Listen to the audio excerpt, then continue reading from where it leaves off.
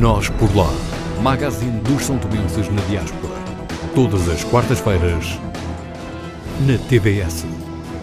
Reportagem de Jerónimo Muniz e realização de Nilton Medeiros. Nós por Lá. O Banco Internacional de São Tomé e Príncipe cresce com o país desde 1993. Ao longo deste percurso de 20 anos, aprendemos consigo e celebramos juntos as pequenas e as grandes vitórias. Partilhamos muitos sorrisos. Estivemos e estaremos sempre consigo. Construímos diariamente um amanhã melhor para si e para os seus. Um lugar com vista para o futuro. Banco Internacional de São Tomé e Príncipe, desde sempre, para sempre.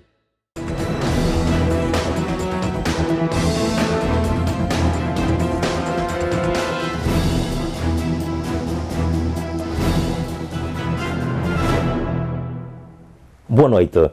Como tem sido hábito, o programa Nós por Lá entrevista destacadas personalidades políticas são-tomenses quando visitam ou passam por Lisboa. Hoje, o nosso entrevistado é o primeiro-ministro Gabriel Arcanjo Ferreira da Costa. O chefe de governo são-tomense esteve recentemente em Taiwan para uma visita oficial. Gabriel Costa participou também na Cimeira Afro-Árabe, representando São Tomé e Príncipe. Senhor Primeiro-Ministro, muito boa noite. Boa noite. Com esta entrevista pretendemos apenas informar a comunidade são-tomense na diáspora e os são-tomenses no país os pormenores relacionados com a sua governação.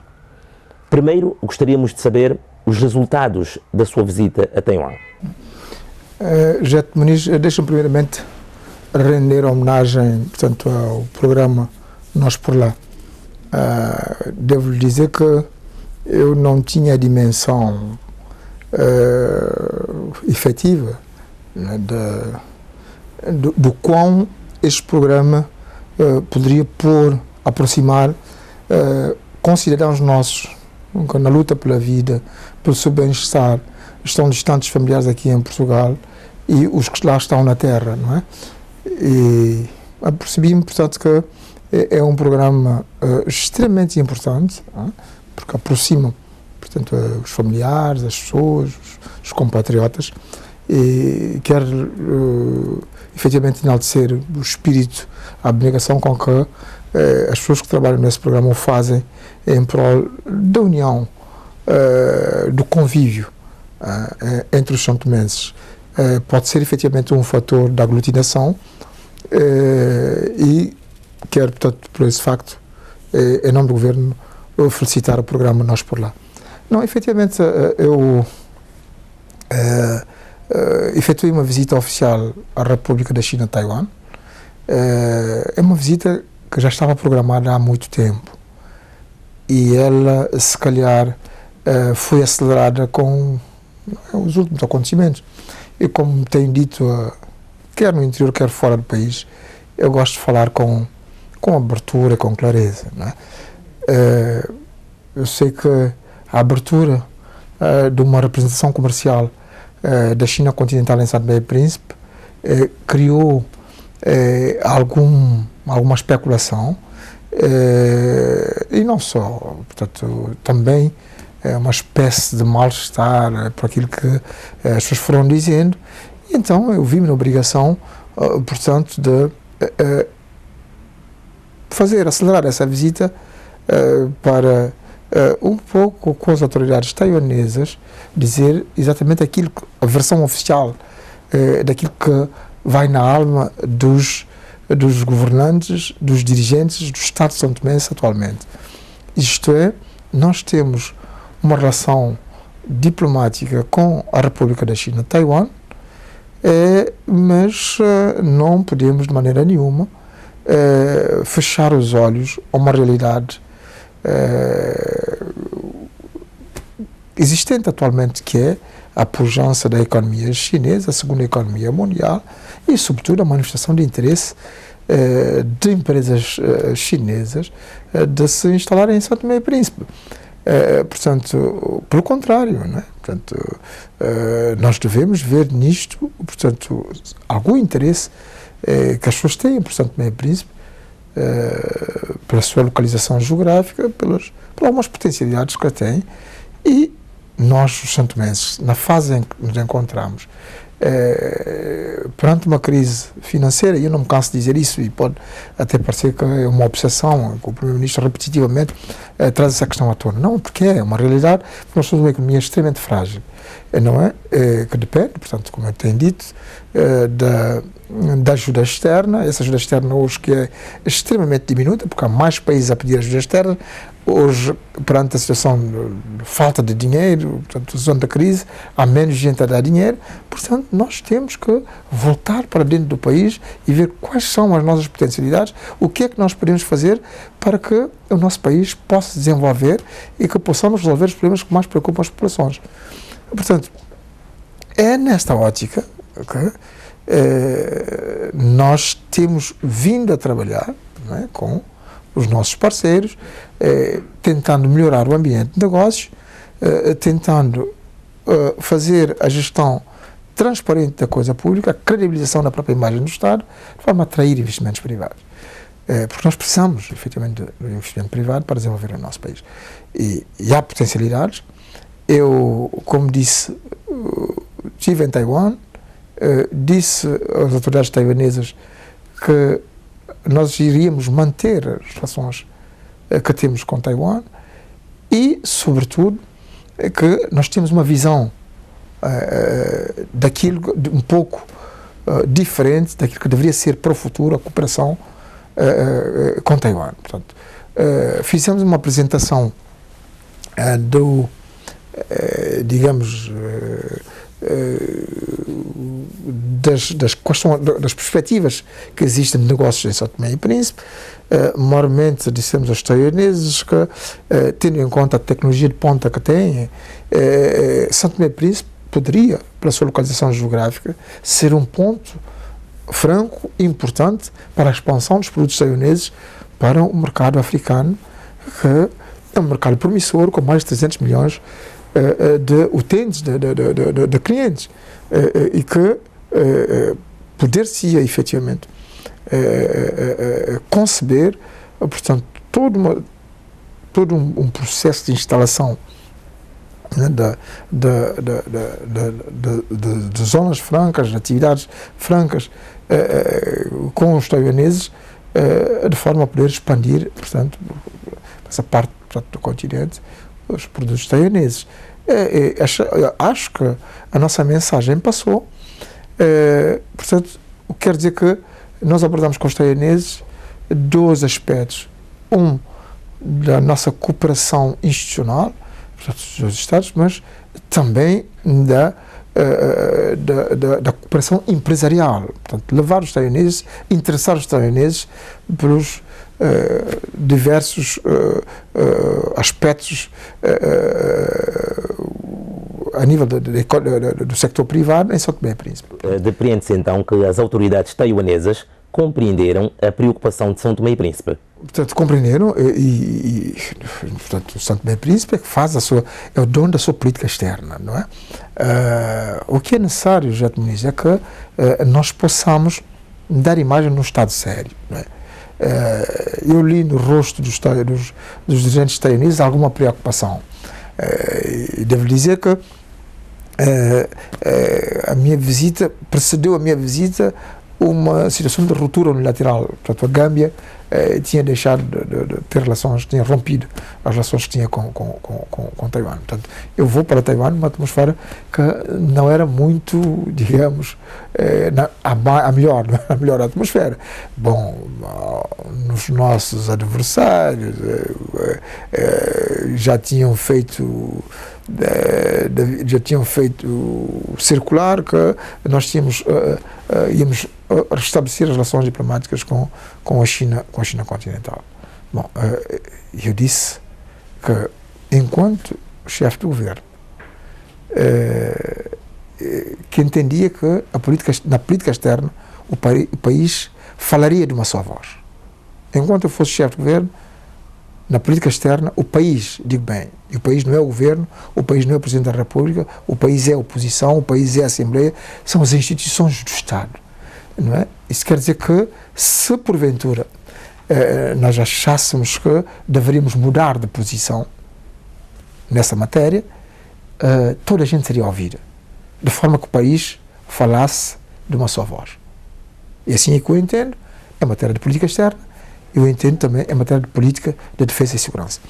Portanto, nós não mudamos. Nós dissemos que o que é necessário é que sejamos sérios nas nossas relações e que as pessoas tenham confiança em nós. É preciso que na nossa atuação nós tenhamos um comportamento que faça de forma que as pessoas saibam que estão a lidar com gente séria. Portanto, há uma situação real, São Tomé e Príncipe precisa de investimento estrangeiro, São Tomé e Príncipe respeitará os seus compromissos internacionais, São Tomé e Príncipe fará a política do seu interesse, do interesse dos seus concidadãos. Não será uma política do meu interesse, ou do interesse dos meus bolsos. Isso não farei.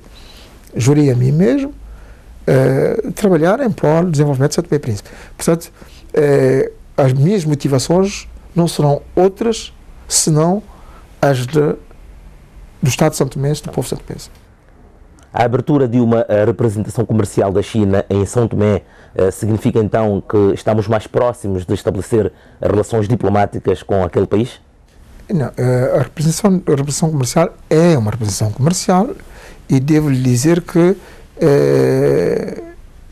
ao fim e ao cabo, houve passos que foram dados pelo meu predecessor nesse sentido. Portanto, eu herdei 3 contratos com uma empresa chinesa, portanto, nós não estamos a inventar nada, não estou a querer colher louros nenhum.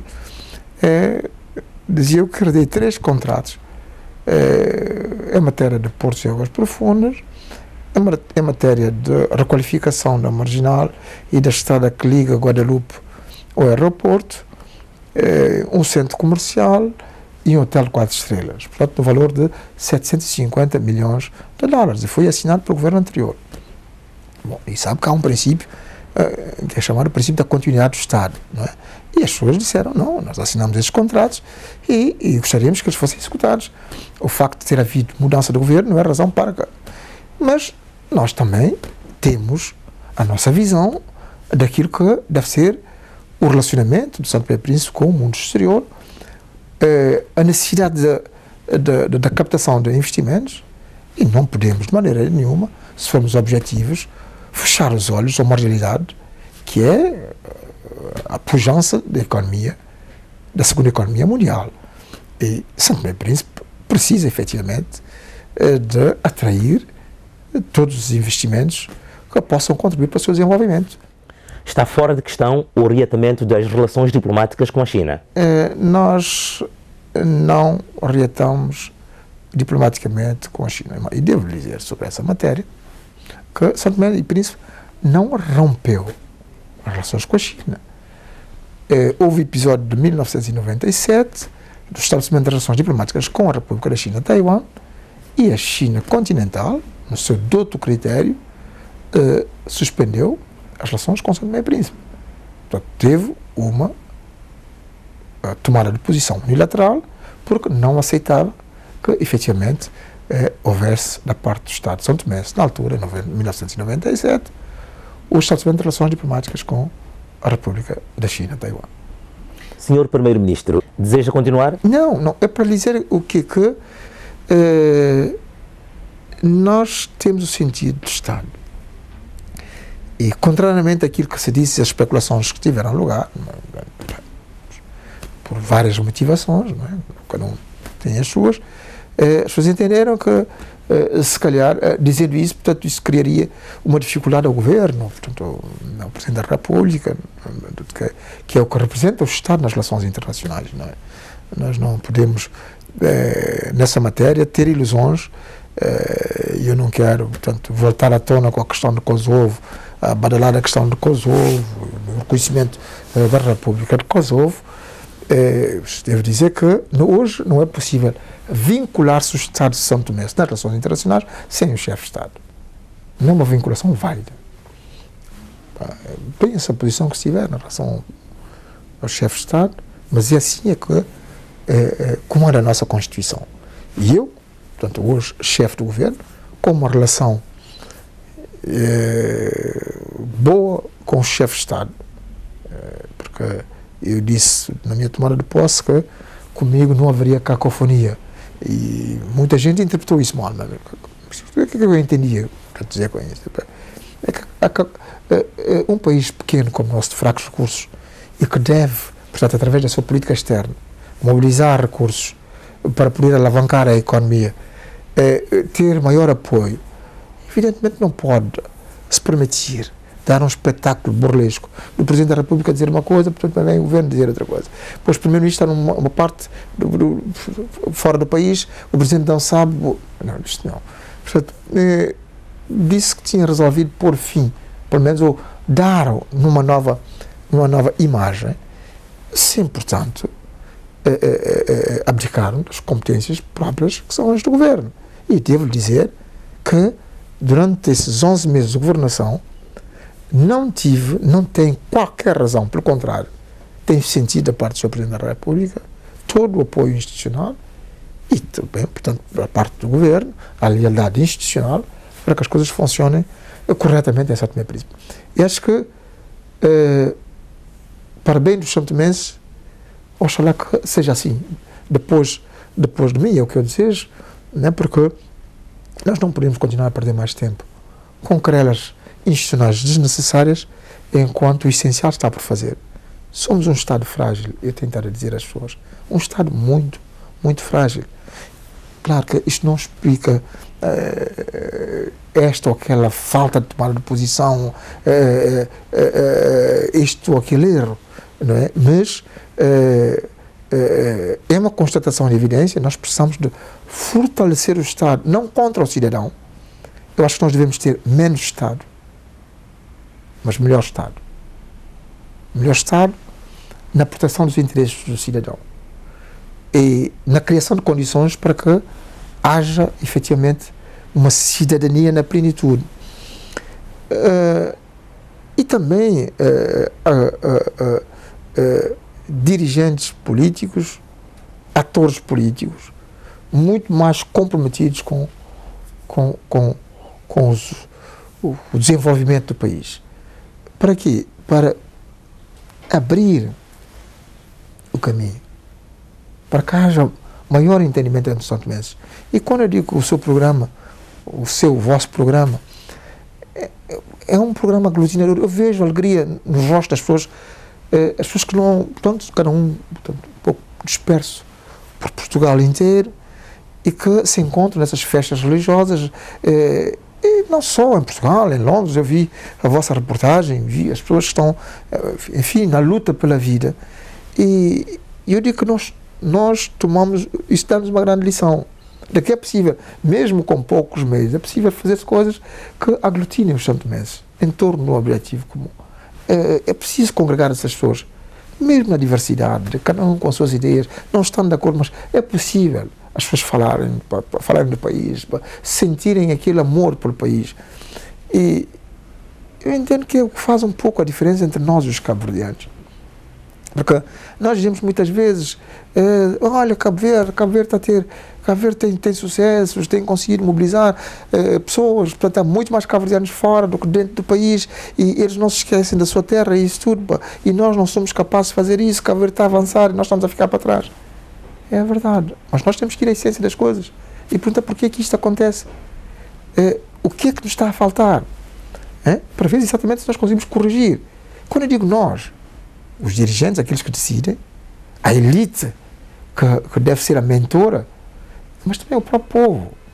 Porque eu acho que é um erro nós passarmos um atestado de minoridade ao povo. Dizer que o povo não sabe é mentira. Que o povo não conhece é mentira. Que o povo é ignorante é mentira. Pelo menos a minha experiência, pequena experiência, enquanto dirigente, tem-me permitido ler, efetivamente, qual é exatamente o comportamento do nosso povo. O nosso povo sabe o que quer. E dizer às pessoas, não, pá, as pessoas as pessoas põem-se ao banho, para a compra de consciência e por aí fora, é porque o povo não é ignorante. Não é verdade. O Sr. Primeiro-Ministro disse que tem recebido apoio institucional do Presidente da República. Os partidos que sustentam o governo também têm o apoiado? Eu tenho apoio dos partidos. Agora, eu seria hipócrita se não lhe dissesse que uma situação como é a nossa não é assim tão linear, não é? Portanto, há leituras diferentes, nós temos leituras diferentes dos factos e muitas vezes de modo faciente. Eu, como sabe, não sou militante de nenhum dos partidos que apoiam o governo, o que levou as pessoas a indigitar-me como primeiro-ministro, pelo menos a sustentar o governo liderado por mim. Portanto, foi todo um conjunto de critérios que, no eclodir da crise, esteve na base de um compromisso para a resolução da crise. Encontrar-se uma figura que pudesse, enfim, merecer o consenso para governar o país. Isto é uma coisa, né? Mas, e as pessoas conhecem as minhas posições. E as minhas posições mantêm-se relativamente àquilo que eu penso que deve ser o caminho para que São Tomé e Príncipe possa prosperar, para que nós possamos moralizar a vida pública, para que nós possamos, enfim, resgatar a imagem do Estado de São Tomé. Eu acho que nós temos conseguido. E não sou não gosto do excesso de otimismo, nenhum triunfalismo, não é? A situação é difícil, eu tenho dito às pessoas e tenho plena consciência da situação difícil. Os êxitos que nós temos logrado são êxitos modestos, com algum significado, mas que não têm impacto imediato na vida das pessoas. Do cidadão comum. Se lhe disser, portanto, o cidadão comum, esses 10 meses da minha governação, ele vai dizer, bom, mas eu paguei salários, não é? É verdade, durante esse tempo todo, nunca faltou salário a ninguém. E quando eu cheguei não havia dinheiro para pagar salário. Eu fiz contenção de despesas, está à vista toda a gente. Eu tenho o relatório do banco, das instituições de Bretton Woods, para dizer exatamente o que é que se passou durante esses 10 meses. Tive que resolver o problema da implementação das carreiras, a nível dos médicos. Portanto, enfrentei greves, uma série de greves, algumas delas que eu entendo com alguma motivação política, embora outras pessoas tenham outra opinião, mas são reivindicações socioprofissionais justas, não é? Portanto, é inadmissível é que o médico, depois de ter dado todo o seu contributo, possa ir para a reforma com $600 mil, que não dava a comer uma refeição. Bom, coisas chocantes, mas é o país que nós temos. E quando nós olhamos para a estrutura da produção em São Tomé e Príncipe, quando nós vemos que São Tomé e Príncipe exporta anualmente cerca de 5 milhões de euros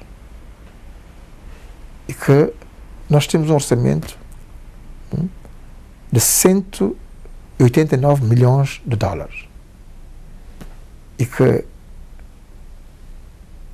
para esse orçamento nós precisamos de uma ajuda do exterior, uma ajuda pública de mais de 80%.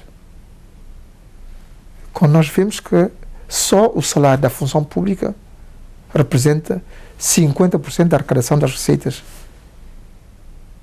do Estado. É incomportável. O que é que o seu governo tem feito para alterar este modus vivendi, para deixarmos de ser um país dependente de terceiros? Por isso é que nós temos estado a melhorar o ambiente de negócios para que haja mais investimentos em São Tomé e Príncipe, para que nós possamos depender menos do exterior. Uma das coisas terríveis, uma das constatações, é a falta de dinheiro para injetar na economia, da forma a que haja um desenvolvimento do sector privado.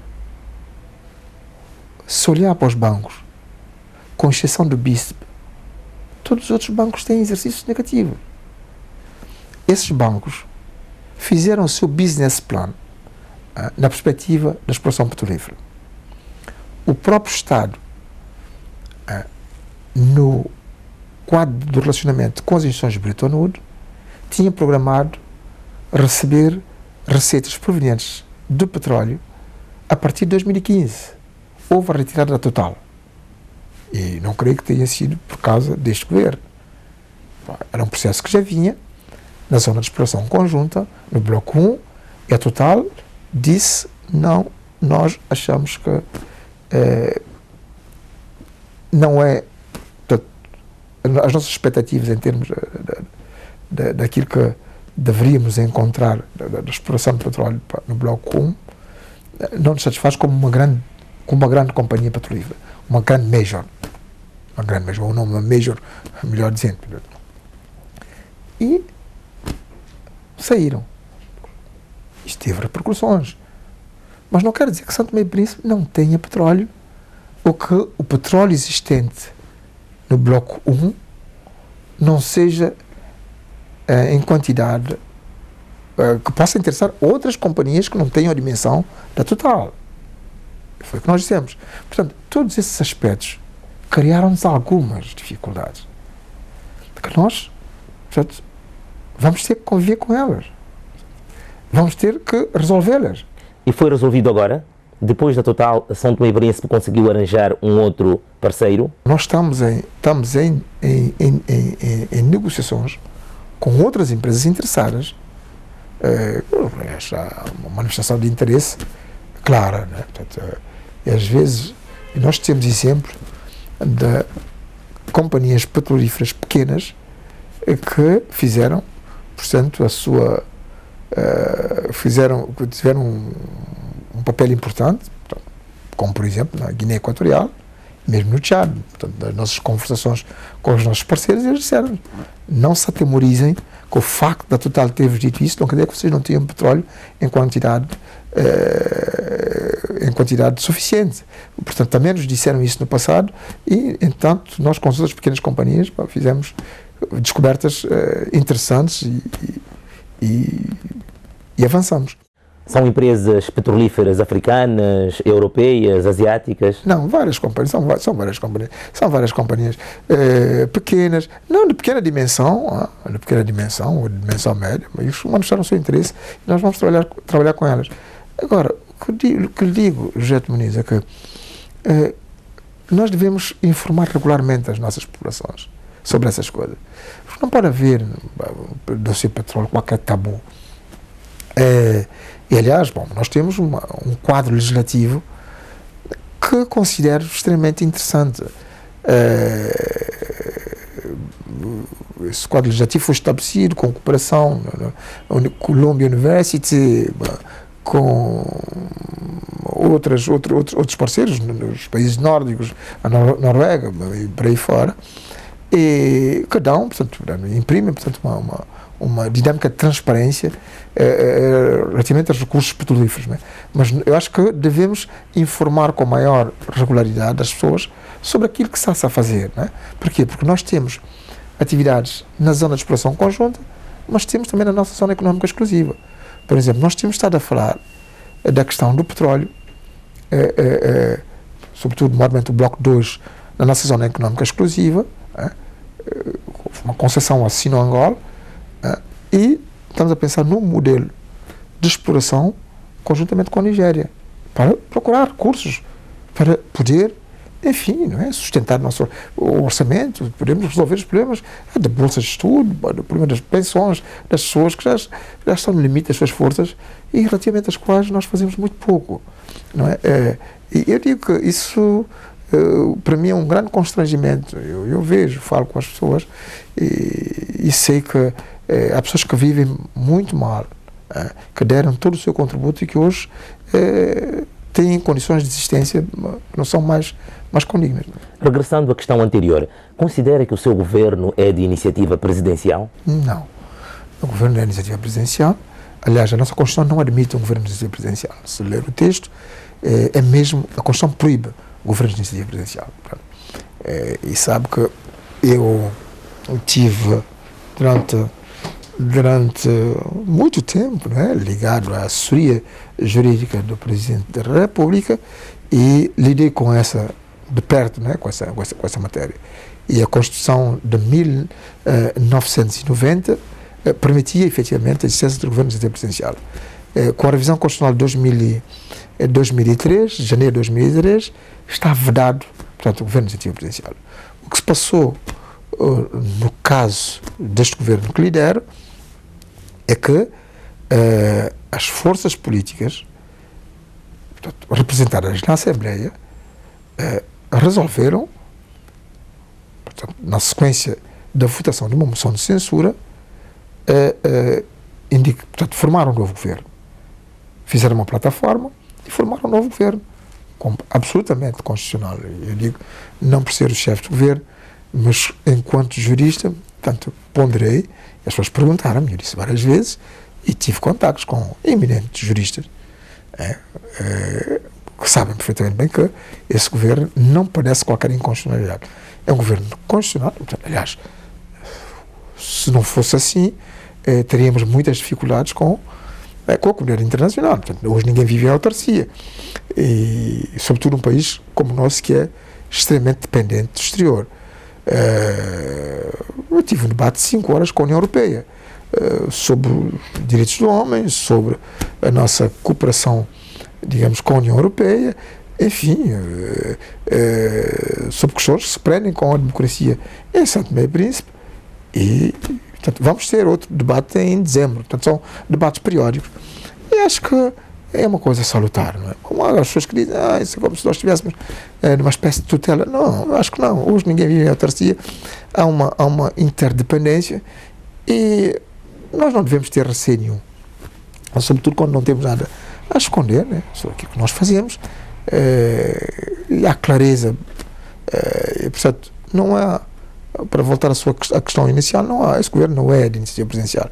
Se me disser se o Presidente é uma peça preponderante ou não neste governo, não vou dizer que o Presidente é uma figura incontornável. Portanto, o chefe de Estado é que nomeia o Primeiro-Ministro e ele pode recusar a toda a gente, né? Embora não possa fazer de uma forma aleatória, não é? Relativamente àquilo que é a vontade expressa pelos partidos políticos, não é? Que sustentam o governo, mas não há um Primeiro-Ministro contra a vontade, portanto, do chefe de Estado. Agora, faz favor. Pode continuar. Agora, se me disser, como eu disse, qual é o meu relacionamento com o Sr. Presidente da República, e eu disse que, e mantenho, que tenho encontrado da parte do Sr. Presidente da República toda a abertura e não há nada que me tenha sido imposto pelo Sr. Presidente da República durante a minha governação. O mesmo acontece com a troika partidária que o apoia, formada pelos partidos MLSTP-PSD, PCD e MD-FMPL. Também têm recebido todo o apoio? Estão em sintonia? Portanto, o governo tem o apoio. Se não tivesse apoio, o governo cairia, né? Houve uma moção de censura, né? Que foi posta na Assembleia por iniciativa do partido ADI, e essa moção de censura foi rejeitada, né? Foi rejeitada porque exatamente o governo teve apoio. Agora, se me disser que se não há dificuldades, essas coisas, é óbvio, sobretudo num contexto como o nosso, que, portanto, uma governação num contexto de muitas dificuldades, e que haja dificuldades, que haja dissensão, que haja estados de alma, Isto, portanto, é verdade. Senhor Primeiro-Ministro, as pessoas dizem que o senhor tem sido um autêntico bombeiro para São Tomé e Príncipe quando acontecem situações de crise. Considera-se um bombeiro? Não, eu não sou bombeiro. E nem tenho... Embora o fogo, infelizmente, no nosso país tem sido uma constante, não é? Na verdadeira acessão da palavra, não é? Há pequenos fogos, ateados ou não, que têm consumido casas, sobretudo gente de rendimento modesto, e isto tem me preocupado imenso, não é? Mas agora transpondo isso para a questão política, não, eu tenho procurado evitar que o país, não é, entre numa situação de convulsão. Portanto, tenho procurado com alguma firmeza, mas também com alguma prudência. Não é? Eu conheço, isso é exatamente a fragilidade disto tudo. Não é? Portanto, se calhar um pouco mais difícil do que aquilo que estava a pensar à partida, devo dizer, mas não é fácil. Não é fácil e deixa-me dizer-lhe que eu estava convencido que poderia acalmar os ânimos, sobretudo da parte dos meus antigos companheiros de luta, os que estão hoje na oposição, o ADI. Porque, você sabe que eu fui fundador, e não escondo, fui um dos fundadores, um dos proeminentes, o primeiro líder do ADI. Então fui eu. Conheço, portanto, as pessoas todas, não, os que estão no ADI, os que sempre estiveram no tempo em que se fundou essa organização política, os que depois se associaram e por aí fora, e convenci-me que era possível, portanto, ter um relacionamento que evitasse exatamente o caos. O senhor já tentou uma aproximação com a liderança do ADI na qualidade de Primeiro-Ministro para informar que quer trabalhar com todos os partidos políticos? Não, eu tenho dito isto. E a minha prática demonstra. Portanto, eu não tenho, contrariamente àquilo que determinadas pessoas dizem, eu sou um homem que acredito na boa-fé de toda a gente. Não sou pela impunidade. Depois da tomada de posse do seu governo, tivemos um período caracterizado por alguma animosidade política. Troca de galhardetes, acusações e algumas pessoas chegaram mesmo a dizer que houve uma tentativa falhada de o país regressar ao regime totalitário pela forma como o Estado lidava com algumas questões. Como é que o senhor lidou com tudo isto? É uma questão interessante, Jeto Muniz. É interessante porque, repare, teve que haver uma posição firme para que o Estado, digo bem, não se sussobrasse no tal caos. Vaticinava o caos. E eu não podia aceitar, enquanto Primeiro-Ministro, chefe de governo, que se me dissesse que não haveria 12 de julho. 12 de julho, data cimeira na história do nosso povo, proclamação da independência nacional, que nós comemoramos todos os anos. Portanto, eu acho que não pode haver nenhuma razão para que se queira, digamos, ensombrar essa data. Portanto, os movimentos contestatários à ação do governo, sobretudo com a história do arroz, o aproveitamento político excessivo que se fez dessa questão e que tendia... da democracia também. Não, que tendia a resvalar. Não, portanto, vamos lá chegar, eu vou lhe dizer, portanto, eu próprio sou muito sensível, sou muito propenso a que as pessoas possam criticar. E devem criticar, devem discordar. Discordar não é crime. E eu acho que sou um democrata convicto. E eu não confundo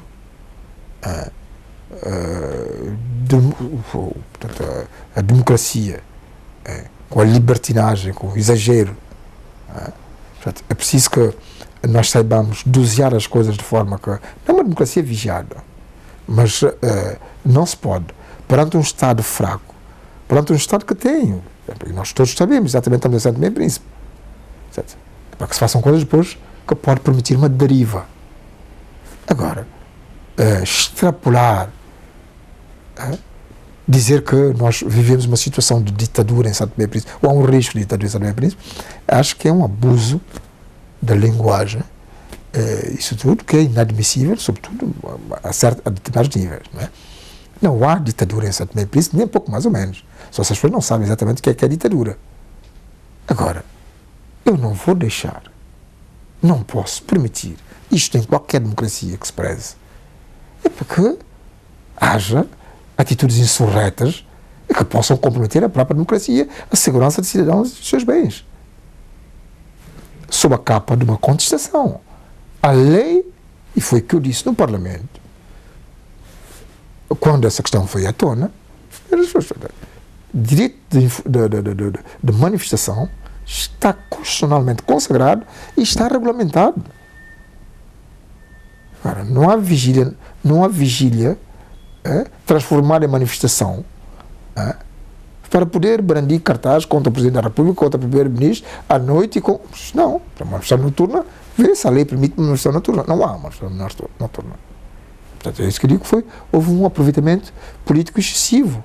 E perante, digamos, determinadas fragilidades do nosso sistema de segurança, se não houvesse uma tomada de posição enérgica, poderia haver situações que não, seriam difíceis de serem controladas. E eu não poderia, enquanto chefe do governo, permitir isso. E foi o que aconteceu. Nós temos estado a assistir a algumas situações no nosso país que brigam com a segurança, com a tranquilidade da ordem pública. E tudo isso perante forças policiais, forças da ordem, que não estão devidamente apetrechadadas, devidamente equipadas para poder atuar. Portanto, tudo isto nós temos que lidar com isto, com serenidade, para que não haja. Então, ouvi falar do crime de roubo à mão armada, do dinheiro da SECAB, mais de 1.000 milhões de dólares. Indivíduos encapuçados, com arma de guerra, assaltaram uma carinha. Portanto, nós temos alguns sinais inquietantes e que é necessário, da parte das autoridades, dos poderes públicos, tomar de medidas para desencorajar esse tipo de prática. E é o que nós temos estado a fazer. Mas, claro está que tudo é feito na sua devida proporção. Portanto, há interpretações. Pode haver excesso. E quando houver excesso, eu intervirei, como sempre o fiz. No passado, quando não era Primeiro-Ministro, eu opus-me veementemente aos atropelos aos direitos, liberdades e garantias do cidadão. O senhor Primeiro-Ministro foi informado de uma alegada tentativa de golpe de Estado que foi publicado num diário digital produzido em São Tomé e Príncipe? Eu não faço comentários. Eu estou informado dos factos. Teve lá dos factos, ouvi comentários, não é? E deixa-me dizer-lhe, Jeto Muniz, é que eu falava-lhe há pouco da atitude dos cabo-verdianos em relação à sua nação. Portanto, e eu acho que nós devemos, e o vosso trabalho é louvável, volto a dizer a todos os títulos, nós devemos levar o santomense até a ter uma atitude que possa corrigir aquilo de mal que fazemos no interior do nosso país, os dirigentes e toda a gente, mas também levar os que estão aqui fora, porque há muita desinformação, há muita intoxicação, para levar as pessoas a ter uma indignação em relação às pessoas que estão lá, que estão no interior do país, sobretudo as pessoas que governam. Eu não creio que seja a melhor via. Uma coisa é contestar-se, criticar-se o que não vai bem. Acho que nós estamos em democracia, é o direito de crítica. E outra coisa é acicatar-se, criar uma indignação, criar nas pessoas uma repulsa pelas pessoas que estão lá dentro, como se as pessoas que estivessem lá dentro fossem um bando de malfeitores. Infelizmente, assiste-se a uma situação que eu acho completamente despropositada.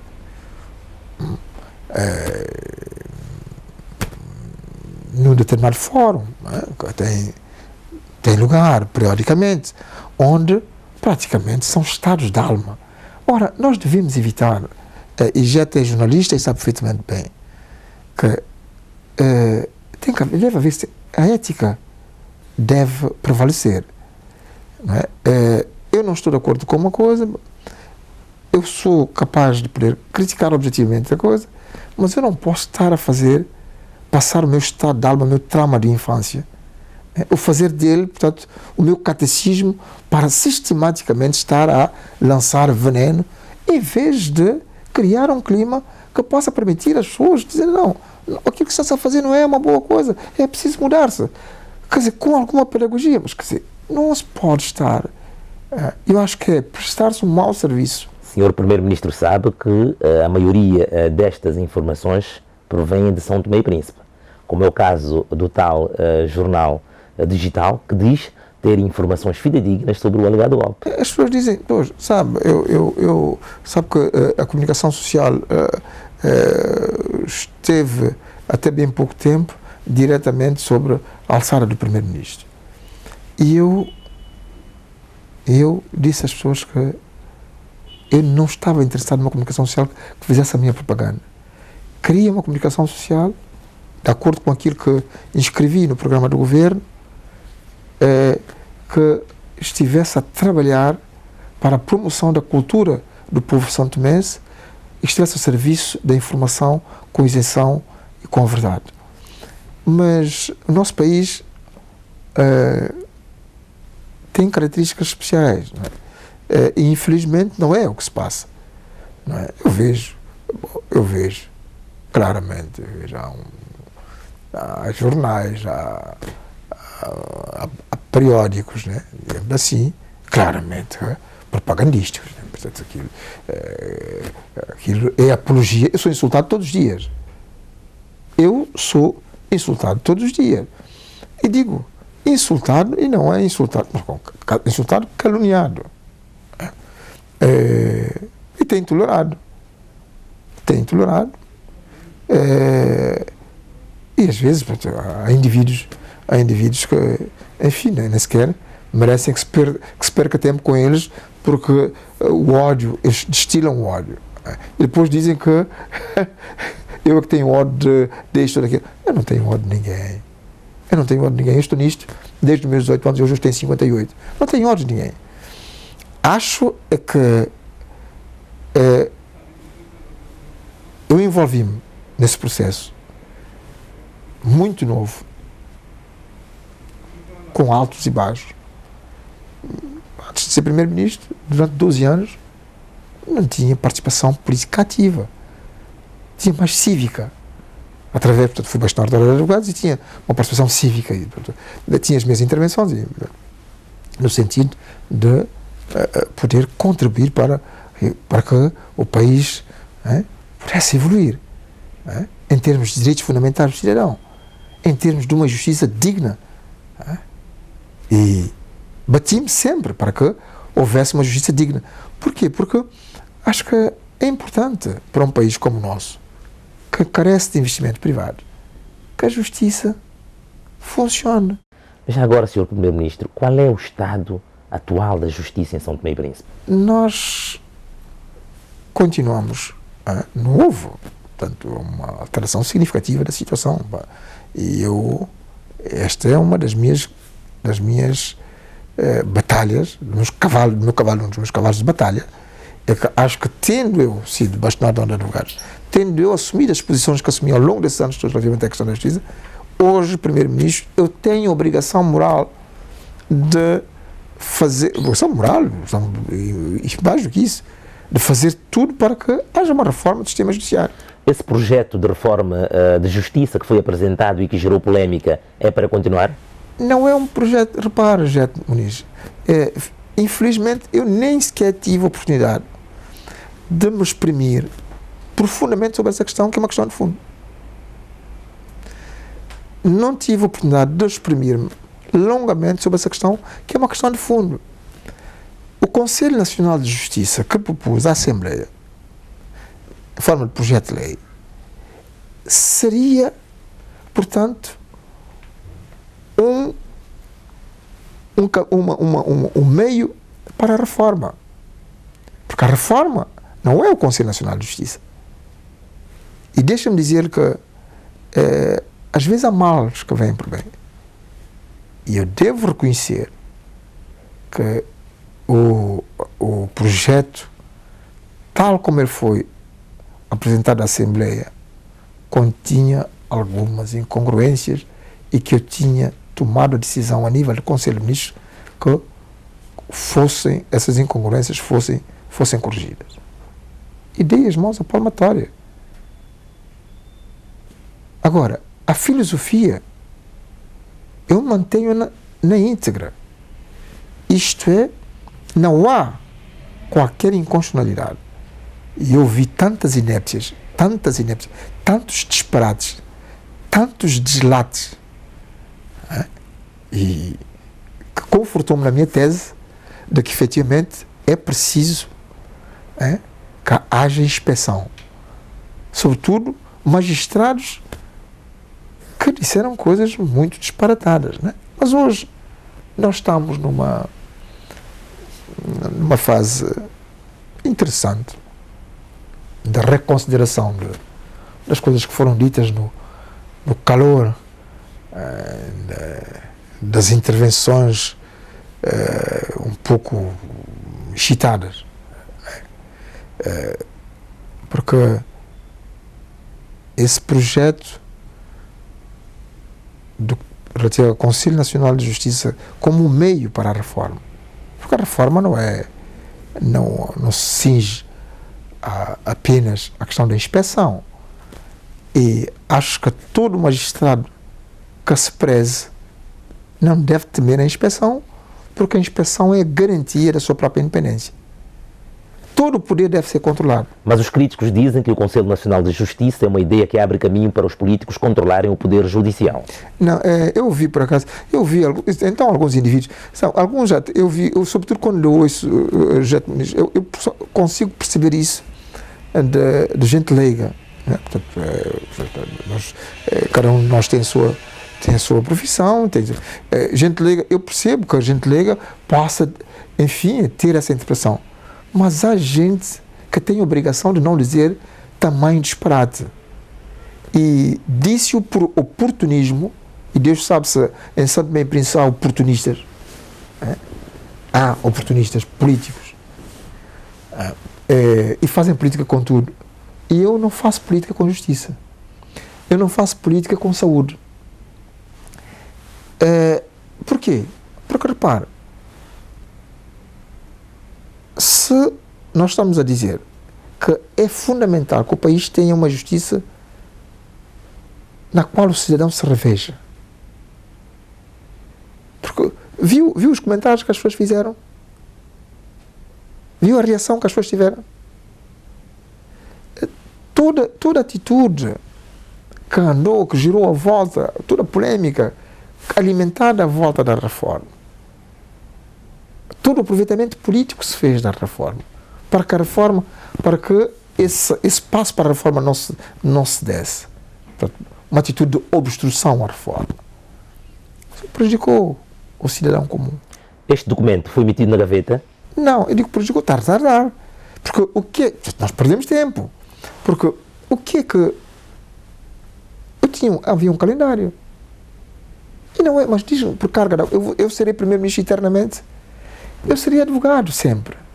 E se o mau trabalho que eu fizer relativamente digamos, a reforma no setor judiciário, eu pagarei uma fatura cara.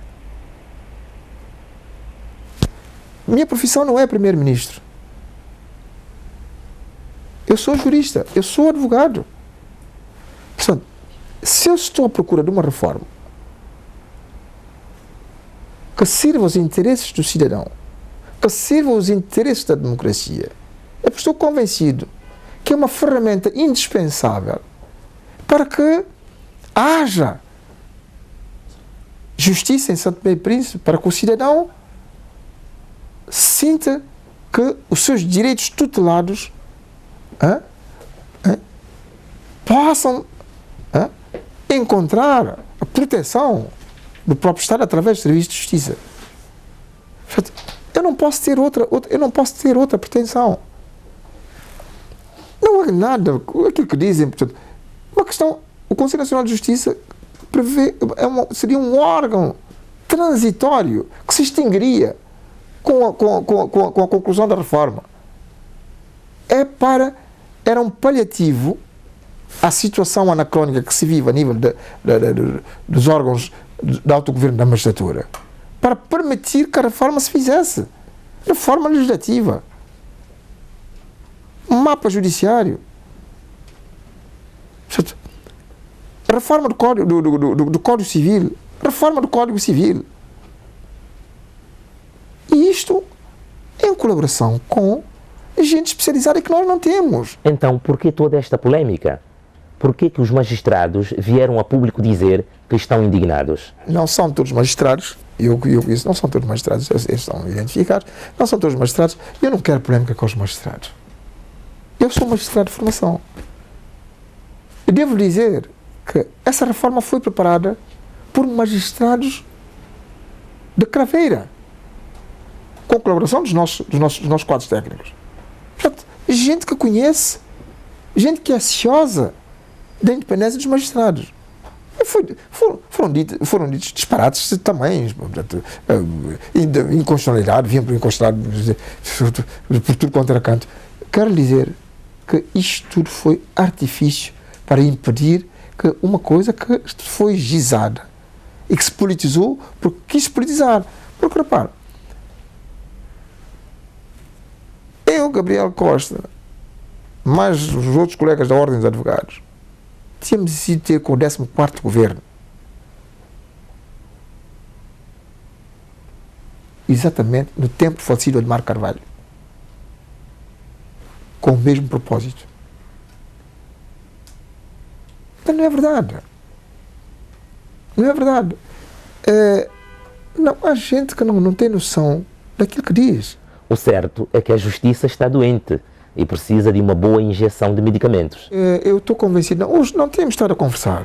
Temos estado a conversar a nível da Procuradoria-Geral da República. Nós temos, repare, gente, nós temos gente aqui na magistratura portuguesa, tanto a nível judicial como a nível do Ministério Público, que pode ser um contributo para Santo Tomé e Príncipe. Eu, desde 1996, que eu ando a defender que no âmbito do acordo de cooperação jurídica judiciária com Portugal, que nós deveríamos tirar maior partido. Hoje, nós já teríamos juízes, magistrados do Ministério Público com traquejo suficiente para assumirem sozinhos toda a administração da Justiça em Santo Tomé e Príncipe, se me tivessem ouvido desde 96, quando fui Ministro da Justiça. Prosseguimos a nossa entrevista agora com questões relacionadas com as próximas eleições. O senhor anunciou recentemente que vamos ter eleições legislativas, autárquicas e regional em julho do próximo ano. O recenseamento no país já começou, nota-se que a diáspora quer participar nestas eleições, uma vontade que é compreendida, inclusive, por muitos dirigentes são-tomenses. O próprio Presidente da República, em entrevista ao programa Nós por Lá, disse que tudo faria para que os são-tomenses na diáspora pudessem votar nas eleições legislativas. Agora pergunto, os são-tomenses que residem fora do país vão mesmo poder participar nestas eleições? Sabe que em função da separação, em virtude da separação de poderes, eu não posso, portanto, essa matéria é uma matéria da competência da sua vontade que a comunidade participe. Absolutamente. Absolutamente, e por razões óbvias. Não é? Portanto, eu estive cá como embaixador. Já naquela altura eu comungava com os nossos concidadãos essa vontade, né, de que deveria haver um ciclo de votantes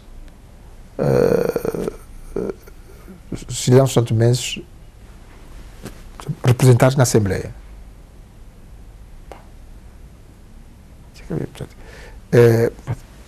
Não posso dizer exatamente agora quais são a forma que se deveria assumir, mas devo dizer que acho que faz todo o sentido, né? Que hoje o número de cidadãos santomenses no exterior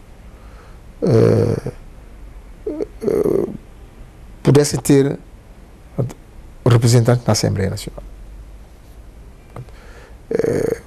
Eles têm interesses específicos, não é? E pelo número que representam, deveriam poder votar nas eleições legislativas, como acontece em muitas paragens. Hoje, aliás, essa é a tendência que se assiste. Agora, é preciso que se adeque a lei eleitoral a essa situação, não é? O Sr. Presidente da República, na conversa que tive com ele, reiterou, portanto, essa sua promessa, essa sua vontade, e acho que nós devemos ter em conta esse aspecto e fazer com que haja deputados que representem, portanto, a nossa diáspora no exterior. E há vontade política para que isto aconteça? Ou seja, sente que a nível de partidos políticos com assento parlamentar há essa vontade? A questão não foi, portanto, eu não me lembro a questão de ter sido discutida. Eu sei que houve uma lei de alteração da lei eleitoral, portanto, que ainda está, portanto, um projeto que está, portanto, que segue o seu caminho, mas eu não lhe posso dizer exatamente o que é. Agora, acho que nós devemos trabalhar nesse sentido. Para que os imigrantes possam também ter uma voz ativa na política nacional. Sim, senhor. Eu digo, faz todo sentido. Dois, acho que é mesmo. Os direitos, os interesses seriam melhor salvaguardados na própria Assembleia. Portanto, alguns textos foram votados relativamente aos imigrantes. Eu fiz uma resolução no Conselho de Ministros, mas temos que ir um pouco mais longe. E acha que pelo timing de agora até julho haverá essa possibilidade de os imigrantes também poderem participar nestas eleições? Eu sou um bocado céptico, né? Mas havendo vontade, é possível. Senhor Primeiro-Ministro, um dos problemas de São Tomé e Príncipe também é a imigração. Os santomenses que vivem fora do país reclamam mais apoio. Temos estudantes, doentes, abandonados à sua sorte em Lisboa. Os que trabalham, cada um com o seu problema. Só uma questão. Para quando a criação de um instituto para a imigração? Como viu no encontro que tivemos com a comunidade, essa questão foi levantada, né, por uma concidadã. Eu tomei boa nota. E acho que nós devemos apreciá-la, né, aprofundá-la, e exatamente como fazer. Né? Porquê? Porque nós assistimos portanto, na designação dos ministérios, portanto, Ministério dos Negócios Estrangeiros e Comunidade. Né? Portanto, mas é preciso nós termos realmente uma política para as comunidades. Estive nessa reunião e pude perceber que os problemas são vários e graves. Uma grande parte do problema prende-se com a falta de recursos. Né? Porque se nós não transferirmos dinheiro para a Embaixada, e não transferimos. Não transferimos porquê? Porque muitas vezes não temos dinheiro para transferir. E o que é verdade é que, portanto, estão serviços funcionários com despesas que são correntes, despesas fixas, e as pessoas não recebem dinheiro. Se o embaixador não receber dinheiro, se os serviços da embaixada, os serviços sociais não receberem dinheiro, não podem pagar passos aos doentes. Não existe uma verba no orçamento do Estado destinado aos doentes e estudantes? Como é que isso funciona? Portanto, sabe, o orçamento, nós temos verbas que são verbas de Taiwan, verbas que são verbas de... Porque nós dependemos, efetivamente, dos nossos doadores. Quando se diz, portanto, exatamente esses são os aspectos da dependência. Né? E se os países não colocam dinheiro nós não podemos transferir. Virtualmente isto está no orçamento, mas na realidade esse dinheiro não existe. Ora, quando há situações gritantes, tem que se buscar, tem que se fazer os arranjos internos para se poder transferir. Ou quando entra, vou dar um exemplo, sem coisa nenhuma, dinheiro do Unitel, portanto, com a alienação da parte do Estado de São Tomé no STP Cabo. Né? Esse dinheiro serviu para se poder transferir para as embaixadas, na proporção que é possível, para o pagamento de bolsas de estudo. Para como é que um país como o nosso, que exporta, como eu disse, 5 milhões de euros por ano, paga bolsas de 3 milhões de euros por ano? Não é possível. É incomportável. Sabe, qual é a política como viu? Portanto, as sugestões é de melhorar o ensino universitário no país, dar bolsas de estudo, bolsas internas e, sobretudo, privilegiar a saída de pessoas para mestrados e por aí fora, não é? Mas isso exige, portanto, uma boa organização. Como dizem os especialistas na matéria, as receitas não faltam. Temos muitas receitas. O que nos falta então? É passar a prática? Curar o doente? As receitas, não, temos muitas receitas. Receitas, eu percebo no sentido, não está a dizer receitas no sentido de dinheiro, não é? Receita no sentido que há muitos estudos que foram feitos e que nós já identificamos, os problemas estão identificados. Não, mas não é só isso. Nós também temos uma fraca capacidade de realização. Quero dizer que muitas vezes eu vejo, mesmo nos projetos com fundos e fundos existentes, nós temos dificuldades de execução. Não é? E isto compromete muitas vezes a execução de muitas coisas. E hoje, sabe que no meio príncipe cada vez trabalha-se menos. As pessoas reivindicam, mas querem melhores condições, mas não há uma entrega, efetivamente. Aliás, eu lembro-me que o Sr. Primeiro-Ministro disse naquela reunião com a comunidade são tomense que em São Tomé e Príncipe o Estado finge que paga e as pessoas fingem que trabalham. Exatamente. Mas nós estamos, portanto, nisto. Primeiro que, sobretudo, os funcionários do Estado, portanto, na administração, nós não conseguimos até hoje fazer a reforma da administração. E o certo é que não terá tempo suficiente para conseguir fazer como Primeiro-Ministro. Mas poderia... Não, mas... é que, repare, José Ministro, nós estamos desde que nós começamos com o ajustamento estrutural, dos anos 80, que estamos a falar da reforma, que era preciso emagrecer o Estado para fazer a reforma, a modernização do Estado. Portanto, é uma palavra que estava, eu diria, um chavão, que estava na moda naquela altura, que tinha que se fazer com que a administração estivesse mais próxima do cidadão, portanto, aquela ideia toda. Nós não fomos capazes de fazer, digamos, as bases da própria reforma da administração, muito menos do Estado. Porque o próprio Estado precisa ser reformado. Porque toda essa desgraça é a nossa incapacidade, a incapacidade da classe política, a incapacidade dos dirigentes, logo no início, de fazer reformas que são fundamentais para que o país saia da situação em que está. E durante as campanhas, eu acho que a tónica devia ser colocada nesse aspecto. É dizer, bom, para onde é que nós vamos? Eu estou a fazer um plano de desenvolvimento de São Tomé e Príncipe. Entendo que é crucial que se faça. Mas também já ouvi falar de vários planos, de master planos e não sei o que mais. E o nosso país é o eterno recomeçar. Não, é necessário que nos ponhamos de acordo sobre aquilo que é fundamental e que passemos efetivamente à prática. É necessário que encontremos um grupo que se entenda sobre aquilo que é fundamental para o país e para que seja decidido avançar. O país precisa de lideranças sérias. E não pode ser, porque já há uma coisa, eu vejo muitos fanfarrões. Depois tem uma série de fanfarrões. Que diz, eu percebo disto, eu percebo daquilo. Esse país precisa de humildade.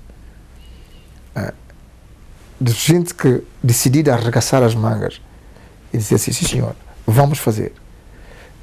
Vamos fazer com gente séria. E é possível. Eu acredito que toda essa desilusão que vive a nossa população poderá ser palavra morta dentro de algum tempo, se nós encontrarmos o dominador comum, entendimento sobre aquilo que é fundamental para o país. O seu governo recentemente anunciou uma série de projetos. Reporto-me apenas a dois deles, o projeto de Porto de Águas Profundas e o projeto da barragem de Rio Grande. Será que o seu governo vai conseguir dar início às obras destes dois grandes projetos? Eu espero, pelo menos, em relação a um deles, que iniciou com a minha aventura, a minha primeira aventura na governação, em 2001, que é Porto de Águas Profundas. Né? Iniciou comigo. E já lá vão 12 anos. Pelo menos avançar as coisas de tal forma que ele seja irreversível. Eu tenho dito às pessoas de uma forma prudente que eu comecei a ver uma luz no fundo do túnel relativamente a esse projeto, porque das duas uma, se nós somos sérios, dizemos, o Porto faz ou não se faz, e se não se faz, passamos a outra coisa, mas não podemos entreter as pessoas eternamente com a questão do Porto. Faz-se ou não se faz? E se faz, tomarmos as medidas todas para que o Porto se faça. Porque o Porto é fundamental para o país. Vai mudar muita coisa. Não há dúvida nenhuma. Toda a gente fala, é preciso fazermos o Porto. Bom, hoje eu vi, pelos contactos que tenho tido, que é possível nós passarmos a uma fase que é encontrar financiamento para o Porto sem onerar o Estado santomense, que é fundamental, que é o sistema de Build, Operate, Transfer. Portanto, Porto, no mínimo, são 500 milhões de dólares e nós não temos essa capacidade de endividamento. Ao menos, nós podemos dizer, procurar financiamento, as pessoas iriam exigir-nos garantias, né?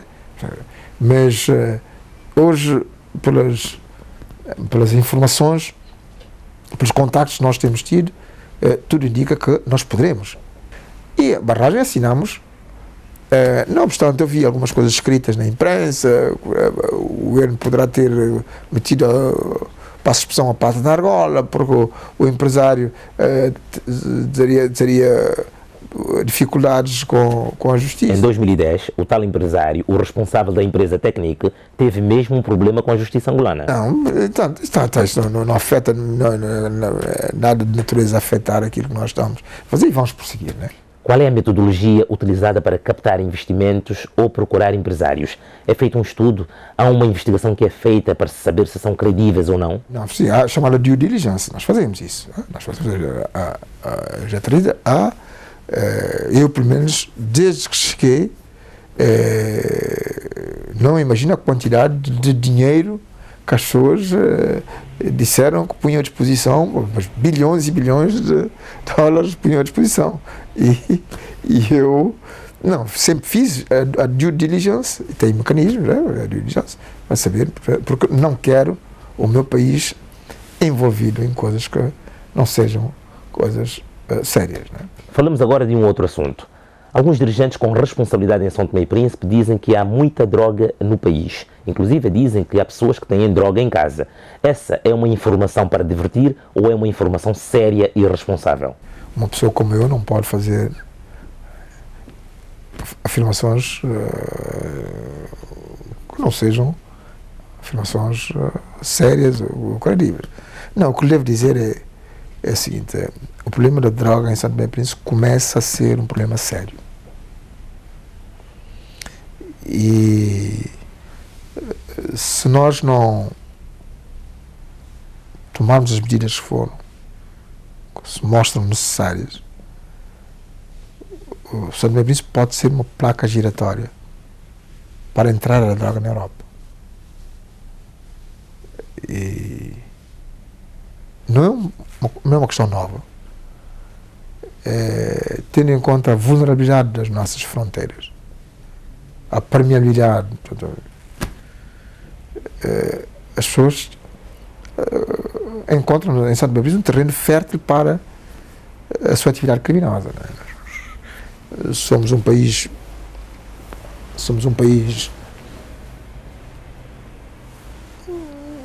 onde facilmente as pessoas entram e desenvolvem as suas atividades. Né? Somos um país de acolhimento. E eu acho que tem havido algum exagero nessa nossa forma de acolher. E é preciso nós sermos mais cautelosos, sobretudo nessa matéria, que é extremamente perigosa para o nosso país. Temos vários santomenses presos, vários, no Brasil, cá em Portugal, em Angola. Portanto, temos informações, e essa aventura para o enriquecimento, essa corrida para o enriquecimento fácil, tem levado concidadãos nossos a caírem na armadilha dos angariadores e veem, portanto, a sua liberdade posta em causa, com consequências bastante gravosas para os seus familiares. Mas o que é, portanto, inquietante igualmente é que tem-se assistido a uma movimentação a nível interno que leva-nos a alguma cautela, e vamos tomar algumas medidas para poder lutar de forma eficiente e eficaz contra o tráfico de droga, porque nós temos registro, nossos serviços têm registro dos indivíduos que recorrem a essa prática. Alguns deles são estrangeiros.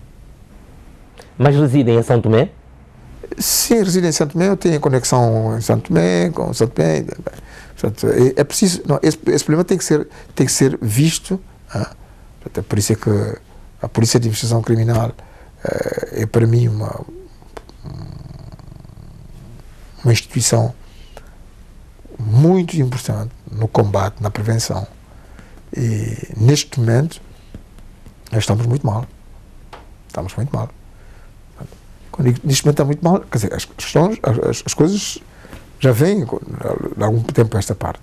Mas é preciso nós reforçarmos, digamos, o controle, sobretudo no nosso porto e no nosso aeroporto. Já agora, Sr. Primeiro-Ministro, sabe de um tal navio que tinha desaparecido em Cabo Verde e que o jornal A Semana, que é um diário digital cabo-verdiano, diz que o navio com 1 tonelada de droga está em São Tomé e que mudou de nome, mudou de bandeira, foi pintado novamente. O Sr. Primeiro-Ministro tem essa informação? Não, eu estava no exterior e por aquilo que havia, os contactos que tive com as autoridades, isto não corresponde à verdade. O senhor vai ser candidato à sua associação nas próximas eleições legislativas? Caso seja, por que partido? Não, por acaso é uma coisa que não me ocorreu. Quer dizer, eu estou tão absorvido com a governação que não me ocorreu, efetivamente. Não sei, eu mas não estou muito, eu não sei exatamente o que vai acontecer, mas não estou muito virado para aí, né? Quem me dera ver o meu país avançar. Por agora prefere não falar deste assunto? Veremos, né? Estamos prestes a terminar esta entrevista. Sei que levaríamos muito tempo para abordarmos a questão relacionada com a polémica à volta dos 2 navios petroleiros apreendidos pelas autoridades são-tomenses. Quanto é que o Estado são-tomense recebeu pela multa que atribuiu a um desses navios? Multa não é. Portanto, a IMAP é que recebe multa, né? Porque esses navios foram multados, por terem feito incursão nas nossas águas territoriais e IMAP aplicou uma multa, não é? Sim. Acho que são à volta de $28 mil, cara. E sobre o processo judicial? O processo judicial, como eu disse no Parlamento, eu ouvi, certamente o processo judiciário transitou em julgado, né? Se transitou em julgado, fica a parte administrativa depois é comigo, né? É comigo, portanto é onde eu encontro a minha plenitude das minhas competências para poder decidir. E eu ouvi tanto disparate sobre isso, porque há tanta gente lúcida naquele país que diz tanta coisa sobre tudo aquilo que não percebe. Portanto, é um processo, acabou a fase judicial, esgotou o poder do juiz. Não é só, portanto, porque eu vi um despacho a perguntarem-me o que é que eu tinha feito dos barcos. Os barcos foram apreendidos, o tribunal considerou os barcos perdidos a favor do Estado. E quanto é que o Estado de São Tomé se recebeu para deixar partir um desses navios? O Estado de São Tomé não recebe dinheiro para deixar partir o barco. O Estado de São Tomé se condicionou a partida a duas coisas. Portanto, se quiser falar da Merida Melissa, Merida Melissa colaborou com o Estado de São Tomé, como eu disse. Sem essa colaboração era possível, não é? Não, nós podemos ter problemas muito sérios relativamente a, como eu disse, a Maré Negra. E quem gosta de São Tomé e Príncipe, das praias, não poderia desejar senão que esse combustível todo saísse de São Tomé e Príncipe. Não é? Só realmente um mau São Tomense, um São Tomense comprometido com outros interesses, é que poderia estar a persistir. Não é? Quem ajudou-nos a tirar o pesadelo, que é essa carga toda perigosa que estava nas nossas águas, teve um prémio. Dizemos, paga a multa, vai-se embora. E quanto é que foi esta multa? Não, 29 mil. Mas circula a informação que o Estado de São Tomé teria recebido mais de 2 milhões de dólares. Isso é outra questão. Isso tem a ver com a carga que se perdeu a favor do Estado. E essa carga custa esse valor? Não, essa carga foi vendida a um preço que foi pago. Não? Agora não me recordo exatamente qual é o montante, mas nós produzimos os documentos e eles estão na Assembleia. Este dinheiro foi depositado na conta do Estado de São Tomé, no Tesouro Público? Absolutamente. Comigo não pode ser de outra forma. A terminar esta entrevista, que mensagem gostaria de deixar para a comunidade são-tomense na diáspora? De esperança, é gente corajosa. Eu vejo nas canções Portugal. E vejo, não, eu digo, não é por estar diante de si, eu vejo, e quando, nas festas, e com aquela cotilância toda, e entrevistas de santomenses, é gente que está cá e que está a bater-se, né? Valentemente, né? numa atmosfera extremamente difícil, né? Difícil, nós sabemos. Eu fui embaixador cá num período, não diria áureo, não é? Onde, portanto, não havia essas dificuldades todas, as pessoas encontravam emprego com maior facilidade. E hoje realmente a crise caçola na Europa, alguns países da Europa, uma grande parte deles, particularmente Portugal, faz com que essa gente tenha uma vida muito difícil. E nós devemos encorajar os nossos concidadãos, estar à escuta deles e sobretudo, dar-lhes alguma esperança de que um dia, ao regressarem para o país, possam ter o seu cantinho. E não só as suas poupanças ou aquilo que queiram levar para São Tomé e Príncipe, que tenhamos efetivamente políticas que possam acolher e não ter uma política que dificulte as pessoas que depois de todo um período longo de trabalho árduo e duro, chega à sua terra e é visto como estrangeiro. Portanto, acho que esse trabalho que fazem e que levam as pessoas a estarem a sentir o calor da sua terra e que manifestam nostalgia, faz com que as pessoas não se esqueçam, né, daqueles que partiram na esperança de um dia regressarem e de poderem encontrar os seus e prosseguirem, portanto, na sua terra a sua vida. Muito obrigado, Sr. Primeiro-Ministro, por esta entrevista concedida ao programa Nós por Lá. E com este apelo do chefe do Executivo santomense dirigido à diáspora, terminamos este programa. Gabriel Arcanjo Ferreira da Costa assumiu o cargo de Primeiro-Ministro após uma crise política que levou à queda do 14º Governo Constitucional liderado por Patrícia Trovoada. Neste mês de dezembro, o governo de Gabriel Costa, apoiado pelos partidos MLSTP-PSD, PCD e MDF-MPL, completa um ano de governação. Para além de muitos desafios, O Executivo tem pela frente a missão de realizar em julho de 2014 as eleições legislativas, autárquicas e regional em São Tomé e Príncipe. Boa noite.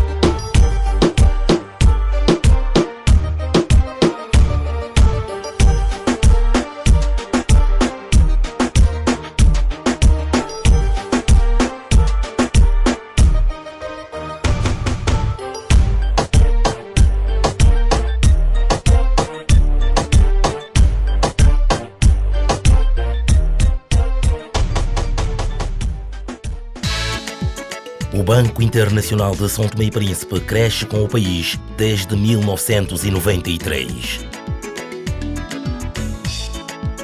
Ao longo deste percurso de 20 anos, aprendemos consigo e celebramos juntos as pequenas e as grandes vitórias. Partilhamos muitos sorrisos. Estivemos e estaremos sempre consigo. Construímos diariamente um amanhã melhor para si e para os seus. Um lugar com vista para o futuro. Banco Internacional de São Tomé e Príncipe, desde sempre, para sempre.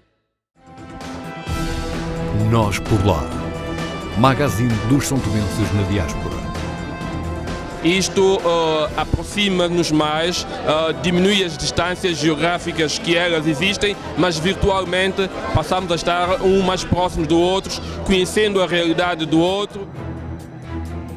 Nós por lá. E assim, Reportagem de Jerónimo Muniz e realização de Nilton Medeiros. O povo está eufórico para regressar. Queremos regressar e vamos regressar. Eu sei que eu vou regressar. Nós por lá. Todas as quartas-feiras na TVS.